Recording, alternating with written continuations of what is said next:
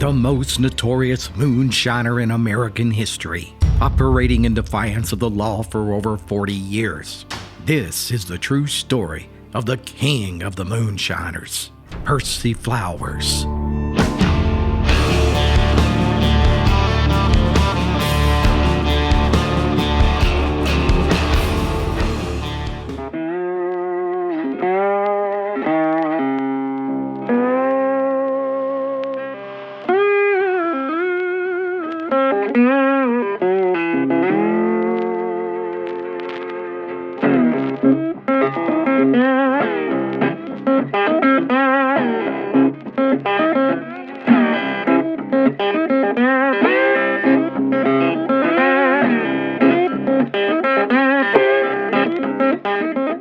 Now, it's a well-known fact that the favorite drink among the hills and the hollers of Appalachia has always been made from the raw distillate of grains and sugar, preferably 100 to 120 proof of clear Mountain Dew, with names like White Lightning, Swamp Root, Stump Water, Roast and Ear Wine, Fire Water, or Who Shot John. That's right. Ever since the Scotch-Irish landed on American soil, they've exercised their God-given right to make untaxed liquor. And since that time, the government has waged an endless war on manufacturers of these illicit spirits. At any given time over the past 150 years, federal revenuers would have over 6,000 agents scouring the mountains of southern Appalachia, trying to dry up the sources. And each year, they would arrest over 10,000 moonshiners and dump over 7 million gallons of their liquor. Yet, the reality was that they weren't even making a dent in the true scale of the American moonshine empire. You see, for mountain men, it was just common sense economics. Corn liquor fetches a higher price than regular cornmeal, and it's much easier to transport too. And as for those revenuers, well, they were nothing more than low-down scoundrels, taxing the common man from the cradle to the grave on everything he earned, bought, sold, or inherited. Heck, even if a man didn't earn or spend any money, the government would just tax him yearly on everything that he owned. So, for the common men, producing and selling untaxed liquor was their way of shoving their middle finger in the face of the government. And of all men who stood in open defiance of the law by manufacturing this blockade liquor, none were more legendary than North Carolina's Percy Flowers.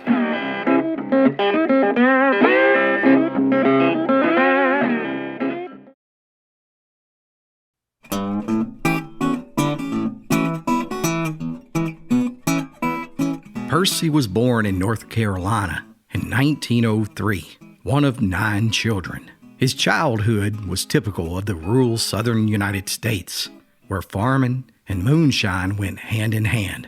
And growing up, Percy was well liked and formed connections in his tight-knit community that would last throughout his lifetime. I'm talking about the type of friendships where someone would stand behind you, come hell or high water. And Percy, well, he was the same way about his friends. He would help anyone. Yet, childhood didn't last too long for him, because by 1915, he was just 12 years old when he quit school in the 7th grade to focus on growing bacca and corn. Wow, he was industrious, hard working with a keen eye for learning the tricks of the trade, both in the fields and on the business side of farming.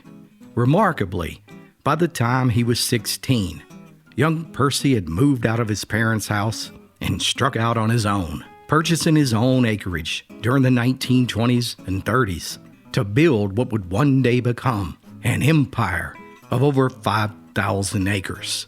Folks marveled at his remarkable work ethic. Just how in the world could such a young man accumulate so much wealth in such a short amount of time? Well, my friends, the answer to that is moonshine. That's right. By the 1930s, Percy Flowers had begun building one of the largest moonshine operations in the history of America. One that was run with the efficiency and a savvy business plan that would have made Sam Walton marvel with admiration. Percy treated everyone that worked for him like family.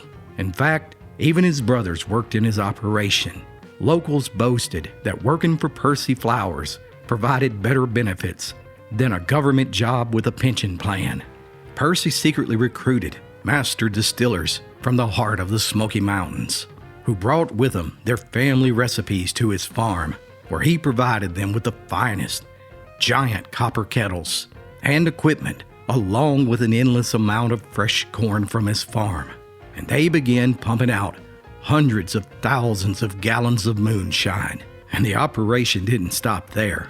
Percy had a fleet of souped-up cars with stiffened springs that hid the massive amounts of liquor that was being transported in them, and modified engines, making them faster than the law. Each car was equipped with state-of-the-art long-range CB radios, along with a team of spotters who were on the lookout for any lawmen. The fact is, Percy's men were better equipped than the law was, and they began shipping their product to nearly every state in America, right under the nose of the government.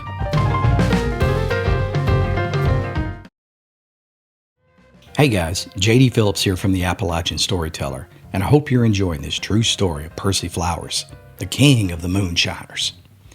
If you like stories like this, I hope you'll consider checking out my new book, which is packed with more of them. Thanks so much. And now, back to the story.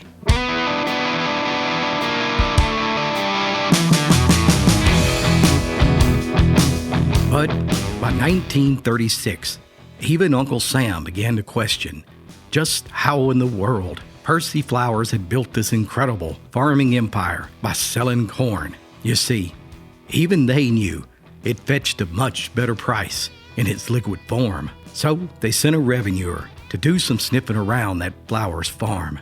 And as it turned out, that would be a mistake, because Percy and his two younger brothers found the government official on their private property, and they proceeded to give him a pistol whipping that nearly killed him. It took 2 years for him to recover, and just like that, the three brothers were convicted in federal court and each sentenced to a year in prison. And at the sentencing, Percy spoke up, "Your Honor, if you put us all in prison at the same time, there won't be anyone to take care of a farm, and pretty much the entire county will end up in the poorhouse since they all work at the farm. Won't you consider letting us go to prison one at a time so somebody can run the farm?" Sounding reasonable enough, the judge agreed, and over the next 3 years, each brother served a year, with Percy serving his in 1939. Now, don't be fooled.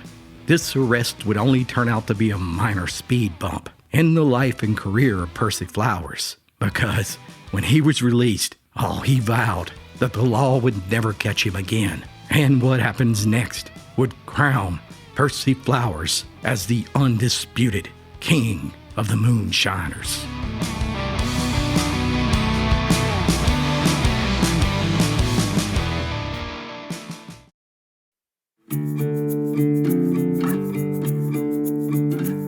By 1940, Percy was back out on the streets. He had only been convicted of assaulting a tax man, and in the eyes of the locals, he had every right to do what he did when the man illegally trespassed on his farm. And in their eyes, Percy was a hero for the common man, standing up against the government.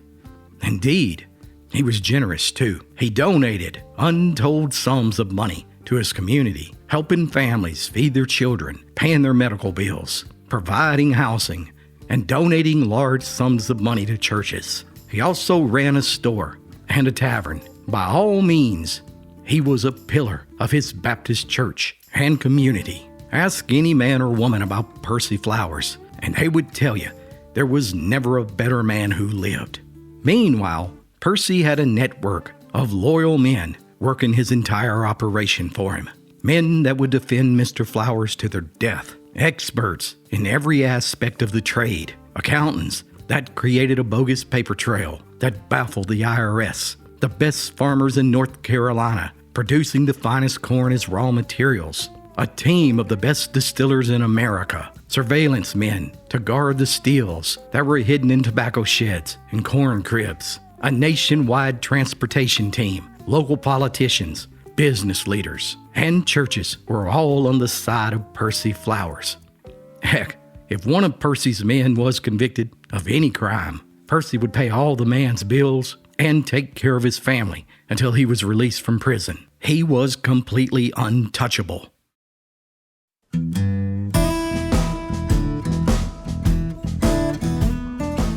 And even though he was indicted 28 times over the next 22 years, he was never convicted, as a stream of witnesses testified in his defense in case after case. The charges were always dismissed, or the jury acquitted him, or someone would hold out and create a hung jury or a mistrial, or maybe the star witness for the defense would suddenly get cold feet after a midnight visit from one of Percy's men, or they would suffer from a complete memory loss of any incriminating evidence when he was on the stand. Flowers had built a well-oiled machine, the premier untaxed liquor operation in modern history. His trusted circle kept the Mountain Dew flowing non-stop, while Percy enjoyed the fruits of his success. He was larger than life, with equal amounts of arrogance and charm. He was a heavy gambler, a hearty drinker, and he loved living life on the edge, with a garage full of expensive, powerful cars. He was a famous fox hunter, breeding the finest dogs. Once he spent $15,000 on a champion hunting dog. No luxury was too expensive for him. He paid for everything in cold, hard cash, keeping massive amounts of it in safe deposit boxes with fake names spread out all through North Carolina. And truth be told, he never would have ever been caught had it not been for his volcanic temper towards any man that crossed him. There were rumors that Percy's men had shot, knifed, and blackjacked anyone with a loose tongue, and even a time when Percy himself emptied his revolver through the storefront window of a rival businessman. Ironically, this would be the side of Percy, not moonshine, that would lead to the law finally catching up with him. It happened in 1958. Percy was once again indicted for tax evasion and illegal moonshine. The IRS witnesses testified that Mr. Flowers was earning over $1 million a year from untaxed liquor and said that his operation was unparalleled in the history of their office. Yet, the jury once again refused to convict him. Percy had defeated the government yet again. But as he was walking out of the courthouse, he saw the revenuer who had testified against him in the distance. Percy approached him and told him to his face, "If I ever see you on my farm again, I'll fix you, you son of a bitch." And for that, Percy Flowers was sentenced to 1 year in prison for contempt of court. His phenomenal run of good fortune allowed him to run his moonshine operation from the 1920s to 1955 without ever being caught. The boy who dropped out of school in 7th grade possessed a rare combination of organizational, fiscal, and social talents. Percy Flowers was the type of man who would have succeeded in anything that he put his mind to. That's right. Between 1936 and 1958, Percy Flowers evaded 28 federal indictments for his moonshining activities, and that amounted to hundreds of criminal charges. Other than the 2 convictions for his violent temper, Percy received 41 suspended sentences or a small fine where he would never serve a single day in jail for moonshining. More than anything else, his success could be attributed to the way he took care of the people who worked for him and who were loyal to him. He was a modern-day Robin Hood, taking his unpaid taxes and giving it all to his community. It's said that he paid for all the school lunches for all the children in his community. He helped build dozens of churches and gave generously to countless families. In fact, had he instead given his money to the government in the form of taxes, well, one could argue that his community, well, they wouldn't have received a single dime in return. And after he served a year in prison in 1958, he returned to farming, where he continued his operation well into the 1970s. And although the federal law had their eye on him, they never could form another charge against him for the rest of his life. Percy Flowers died in 1982 and is buried in Johnston County, North Carolina, just a few feet away from actress Ava Gardner. So, my friends, now you know the rest of the story of Percy Flowers, the man who the IRS called the king of the moonshiners. Let me know what you think about this story in the comments below. And as always, be sure to like and subscribe for more true stories from Appalachia's past.